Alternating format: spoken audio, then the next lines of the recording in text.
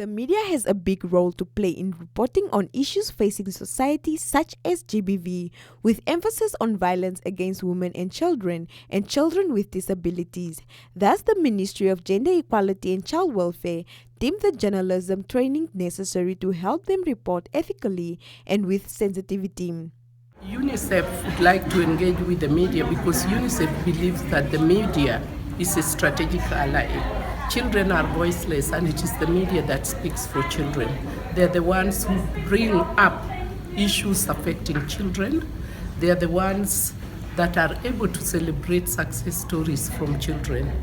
And the media is considered a strategic ally at all levels. We held in partnership with Ministry of Gender Equality and Child Welfare with further technical support from UNICEF aimed at equipping journalists with information on how to report on children's issues without causing harm to children. We've seen over the past few months that a number of reports have gone out that have caused more harm than good.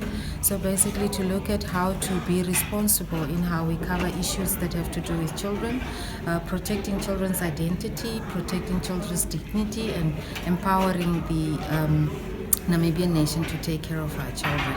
The journalists also received first-hand training on how to cover stories involving children and children living with disabilities. We've been working with journalists from across the region about how to best engage with and interview children, but also people living with disabilities and other people at risk. When we came in, we saw a wide range of views, mainly that children are not really represented in media in Namibia. I can tell you that on the last day we've had an overwhelming difference, with many of the journalists present saying they now are more open to interviewing people living with certain disabilities, but also children, about the issues that they face. There seemed to have been in the beginning a predominant thought that children are not really willing to speak, but also that children are not experts on their own situation. And what we wanted to say is that children are experts. Children are aware of what they need to improve their lives, and children are also very engaged about how to make their communities better spaces. And so we've had really good engagement with journalists about how they will incorporate more young voices in their coverage.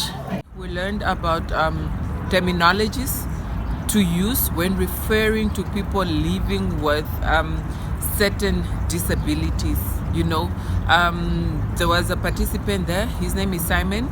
He's living with albinism, and he's saying that he's the one that presented, and he taught us that all this time people were referring to them as albinos, which is not correct. It's a person living with albinism. The training also revisited the gains made by Namibia in addressing violence against children and the rights of children with disability.